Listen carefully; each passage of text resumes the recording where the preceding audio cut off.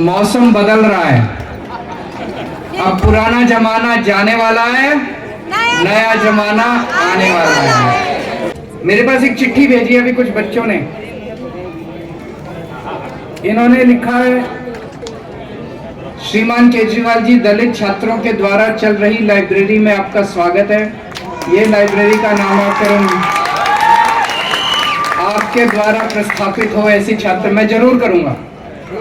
तो मुझे वहां पे आना होगा। तो इस सभा के बाद मैं आपके लाइब्रेरी में आऊंगा। मुझे दिखाई दे रहा है उधर सब लाइब्रेरी। इस सभा के बाद मैं और भगवंत मान हम दोनों आपकी लाइब्रेरी में आएंगे, बिल्कुल आएंगे और नामांकन करेंगे। मुझे बेहद खुशी है। अभी हर्ष ने जो अपने घर पे मुझे खाने के लिए बुलाया, मैंने उनका निमंत्रण स्वीकार किया, हर्ष ने मेरा निमंत्रण स्वीकार किया। कल हर्ष और उनका पूरा परिवार दिल्ली में मेरे निवास पे मेरे परिवार के साथ हम बैठ के खाना खाएंगे। मेरे घर में उनके चरण पड़ेंगे, मेरा घर पवित्र होगा, मुझे बहुत अच्छा लगेगा।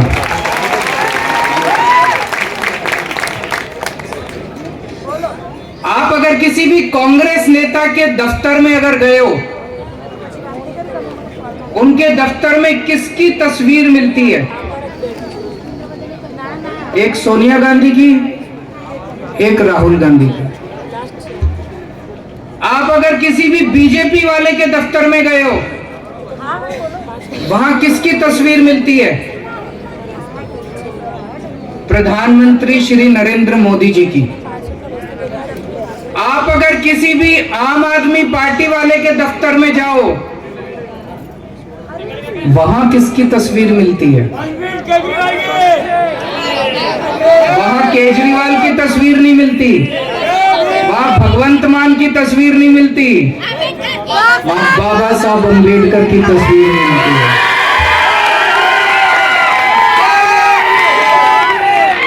जय भीम। आज पूरे देश में एक ही पार्टी है जो बाबा साहब अम्बेडकर के बताए हुए रास्ते पे चल रही है। एक ही पार्टी है जो बाबा साहब अम्बेडकर को अपना नेता मानती है। बाकी सारी पार्टियों को बाबा साहब अम्बेडकर चुनाव के पहले याद आते हैं, चुनाव के पहले बड़ी बड़ी बातें करते हैं। हम लोग 24 घंटे मेरे घर पे आएंगे ना अभी हर्ष, तो वो देखेंगे मेरे घर के अंदर भी बाबा साहब अम्बेडकर की तस्वीरें लगी हुई हैं। बाबा साहब अम्बेडकर बहुत बहुत गरीब परिवार में पैदा हुए, बहुत गरीब परिवार में, घर में खाने को भी नहीं था। और जब स्कूल जाते थे उन दिनों में इतनी छुआछूत थी कि उनको क्लास के बाहर बिठा देते थे। ऐसे माहौल से निकल के वो शख्स अमेरिका में पीएचडी करने गए, लंदन में पीएचडी करने गए, 2-2 पीएचडी करी उन्होंने उस जमाने में, अमेरिका से, लंदन से, और हमारे देश के संविधान लिखा और हमारे देश के कानून मंत्री बने। उन्होंने अपनी जिंदगी में एक ही संदेश दिया था कि गरीबी तब दूर होगी, अन्याय तब दूर होगा, हमारा समाज बराबरी का हक तब मिलेगा जब एक एक बच्चे को अच्छी शिक्षा मिलेगी। उन्होंने एक ही बात कही थी, अगर हमें देश को आगे बढ़ाना है तो शिक्षा देनी पड़ेगी। दोस्तों, हमें आज तक 75 साल में हमने बच्चों की शिक्षा पे ध्यान नहीं दिया। 2 तरह की शिक्षा हमारे देश में, एक अमीरों को मिलती है, प्राइवेट स्कूलों में मिलती है, एक गरीबों को मिलती है, सरकारी स्कूल में मिलती है। सरकारी स्कूलों का हाल बहुत खराब है और हमारे समाज के लोग गरीबी की वजह से अपने बच्चों को सरकारी स्कूल में भेजना पड़ता है। सरकारी स्कूल में भी जितने बच्चे पढ़ते हैं, गरीब का बच्चा गरीब बन जाता है, अमीर का बच्चा अमीर बनता है प्राइवेट स्कूल में जाकर। दिल्ली के अंदर हमने इसको बदलने का प्रण लिया। दिल्ली के अंदर हमने सारे सरकारी स्कूल शानदार बना दिए, सारे सरकारी स्कूल इतने अच्छे बना दिए कि 4 लाख बच्चों ने 4 लाख माँ बाप ने अपने बच्चों के नाम प्राइवेट स्कूल से कटा के सरकारी स्कूलों के अंदर। अब दलितों के बच्चे जो सरकारी स्कूलों में पढ़ते हैं, दलितों के बच्चे इंजीनियर बन रहे हैं, डॉक्टर बन रहे हैं, वकील बन रहे हैं, आईएएस अफसर बन रहे हैं, आईपीएस अफसर बन रहे हैं, जो सरकारी स्कूलों के अंदर पढ़ रहे हैं। बाबा साहब का सपना पिछले 75 साल में पूरा नहीं हुआ, लेकिन मैंने कसम खाई है, बाबा तेरा सपना अधूरा केजरीवाल करेगा पूरा।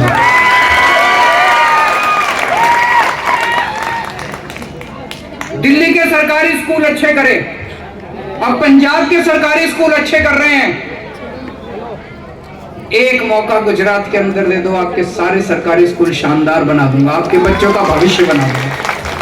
मेरे को राजनीति करनी नहीं आती, राजनीति मतलब मेरे को गुंडागर्दी करनी नहीं आती, मेरे को पैसे खाने नहीं आते, ईमानदार आदमी हूं, राष्ट्रभक्त देशभक्त आदमी हूं।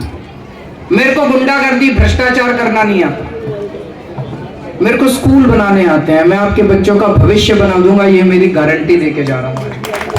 एक मौका दे दो, आपके बच्चों को अच्छी शिक्षा दूंगा, आपके बच्चों को रोजगार दूंगा, ये मेरी गारंटी है। 5 साल का एक मौका दे दो। इनको 27 साल आपने दिए, मैं एक मौका मांगने आया हूं।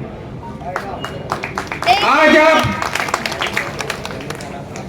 महंगाई की वजह से परेशान हैं हम सब लोग, हमें मौका मिलेगा, आपको महंगाई से छुटकारा दिलाएंगे, आपकी बिजली मुफ्त करेंगे।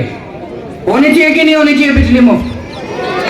दिल्ली में हर परिवार को बिजली मुफ्त मिलती है, 24 घंटे मिलती है और मुफ्त मिलती है। पंजाब में भी हमने बिजली मुफ्त कर दी, 24 घंटे और मुफ्त बिजली कर दी। गुजरात के लोगों को भी बिजली मुफ्त देंगे, आपको महंगाई से छुटकारा दिलाएंगे, आपके स्कूल अच्छे करेंगे। सरकारी स्कूल अच्छे कर दिए, एक एक बच्चे पे प्राइवेट स्कूल में पढ़ाते हो, एक एक बच्चे पे कम से कम 2-2 हजार रुपए, 3-3 हजार रुपए तो प्राइवेट स्कूल में खर्चा आ जाता है। अगर 3 बच्चे भी पढ़ रहे हैं तो 10,000 रुपए महीना प्राइवेट स्कूल में खर्च होता है। सरकारी स्कूल इतने शानदार कर देंगे कि आपको अपने बच्चों को प्राइवेट में नहीं पढ़ाना पड़ेगा, आपके पैसे बचेंगे। दिल्ली में हमने सबका इलाज मुफ्त कर दिया, सरकारी अस्पतालों में सारे लोगों का इलाज मुफ्त कर दिया, चाहे अमीर हो चाहे गरीब हो, आपको चाहे छोटी बीमारी हो चाहे बड़ी बीमारी हो, 10 लाख रुपए 20 लाख रुपए का भी खर्चा आएगा, सारी दवाइयां मुफ्त, सारे टेस्ट मुफ्त, ऑपरेशन मुफ्त, सर्जरी मुफ्त, सब कुछ सरकार करवाती है, सारा इलाज मुफ्त होता है। गुजरात के अंदर होना चाहिए कि नहीं होना चाहिए? गुजरात के अंदर भी कर देंगे। जितनी बातें मैं बोल रहा हूं मैं सारी दिल्ली में करके आया हूं, पंजाब में अब करनी चालू कर दी है।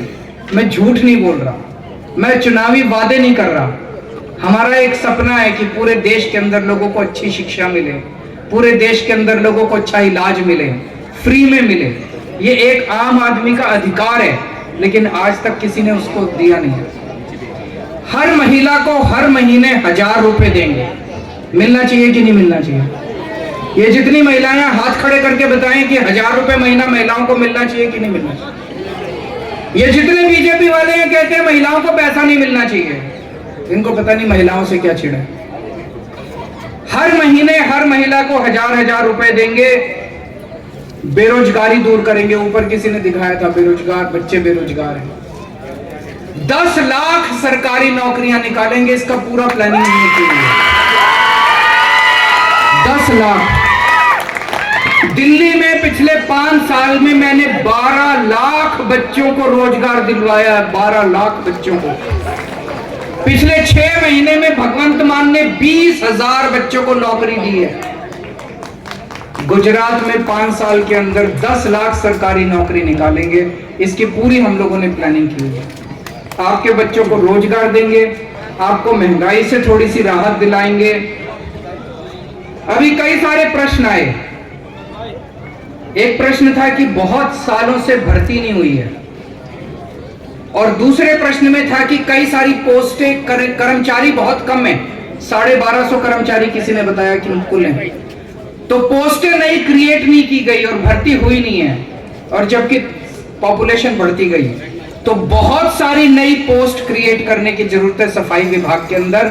बहुत सारी नई भर्तियां की जाएंगी, बहुत सारी पोस्टें बढ़ाई जाएंगी और बहुत सारे लोगों को नौकरी दिलवाई जाएगी। एक किसी का आया कि पेपर फटते हैं, पेपर फूटते हैं। ये गुजरात में ही फूटते हैं, दिल्ली में नहीं फूटते, पंजाब में भी नहीं फूटते। गुजरात में क्यों फूटते हैं? क्योंकि इसमें इनके नेता शामिल हैं। अभी तक जितने पेपर फूटे, किसी भी पेपर में कोई जेल नहीं गया। छोटे मोटे लोगों को जेल डाल देते हैं, लेकिन जो मास्टरमाइंड पेपर फोड़ते हैं उनको जेल में नहीं डालते। आम आदमी पार्टी की सरकार बनेगी। 2015 के बाद जितने पेपर फूटे हैं सबकी दोबारा जांच कराएंगे और उनके नेताओं को जेल भेजेंगे। जिन्होंने हमारे बच्चों का भविष्य खराब किया, इनके नेताओं को जेल भेजेंगे, कानून लेके आएंगे। अब कोई पेपर फोड़ेगा तो 10 साल की कैद, उसको 10 साल की जेल होगी और एक भी पेपर फूटने नहीं देंगे। आज ही मैं अभी युवाओं के साथ चर्चा कर रहा था। हमने पूरी अपनी अगले साल की 1 साल की कि भर्ती का कैलेंडर क्या होगा। फरवरी के अंदर तलाटी का पेपर होगा, तलाटी का पेपर करके अप्रैल के अंदर उसके नतीजे आएंगे, उसकी पोस्टिंग करा देंगे। उसके बाद टेट का और टीईटी का और टीएटी का पेपर होगा, उसकी भर्ती करके उसके पेपर, उसके बाद टीचरों की भर्ती करेंगे, उसके बाद पुलिस में भर्ती करेंगे। अगले 1 साल के अंदर जितनी भर्तियां खाली पड़ी हैं सारी भर्तियां करा के आप लोगों को आपका हक दिलाएंगे। किसी ने कहा कि फीस बहुत ज्यादा है स्कूलों में और कॉलेजों में। आपको यकीन दिलाता हूं कि स्कूल में अब आपको एक भी पैसे की, सरकारी स्कूल इतने शानदार कर देंगे, सरकारी स्कूल इतने शानदार कर देंगे, 1 पैसे की फीस देने की जरूरत नहीं पड़ेगी। कॉलेज के अंदर दिल्ली में हमने एक योजना निकाली है, जय भीम योजना। इस योजना में जो 12वीं पास करते हैं बच्चे, उनको इंजीनियरिंग के पेपर देने हैं। जो ग्रेजुएशन करते हैं उनको आईएएस के पेपर देने हैं। आजकल कोचिंग करनी पड़ती है, कोचिंग के बिना एडमिशन नहीं होता। कोई भी कॉम्पिटिटिव एग्जाम होता है उसमें कोचिंग करनी। कोचिंग इतनी महंगी हो गई है, 3-3 लाख 4-4 लाख रुपए लगते हैं कोचिंग करने के। हमने वहां पे दलित समाज के, एससी समाज के लिए योजना निकाली है। आप कोचिंग में एडमिशन ले लीजिए, उसका सारा खर्चा सरकार देती है, दिल्ली सरकार। पिछले 1 साल में 13,000 बच्चों ने, 13,000 एससी बच्चों ने उसका फायदा उठाया। कई बच्चे आईएएस बन गए, कई बच्चे आईपीएस बन गए। 1300 बच्चों का मेडिकल में और इंजीनियरिंग में दाखिला हुआ ये कोचिंग करने वाले बच्चों। वो योजना यहां भी लागू करेंगे। कई लोगों ने कहा कि सैलरी कम है। सैलरी कम क्यों है? सारा पैसा ये लोग खा जाते हैं। अभी एक बच्चे ने बड़ी अच्छी बात कही, उनका तो 10-10 लाख रुपए का पेन है, उनका तो 10-10 लाख रुपए का सूट है। आप लोगों को 10,000 रुपए महीना भी नहीं मिलता। आपकी तनख्वाह भी बढ़ाएंगे और जो ठेकेदारी सिस्टम है उसको खत्म करके आपको पक्की नौकरी देंगे। आप सबकी नौकरी पक्की की जाएगी। जितने कच्ची नौकरी में ठेकेदारी पे है उसको सबको खत्म किया जाएगा। किसी ने कहा 10 लाख रुपए मुआवजे का प्रावधान है, दिल्ली में हम लागू करते हैं।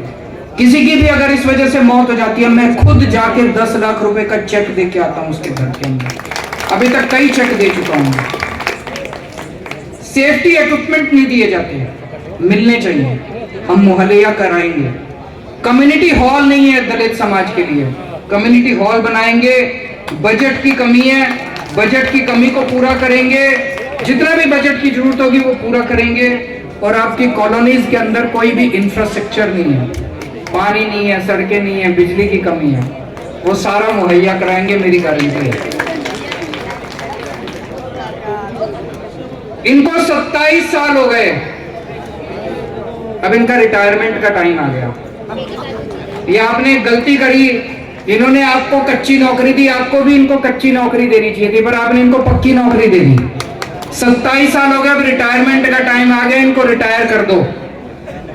अब हमें भी नौकरी दो, हमें भी काम मौका दो, एक हम भी आपको अच्छा काम करके दिखाते हैं।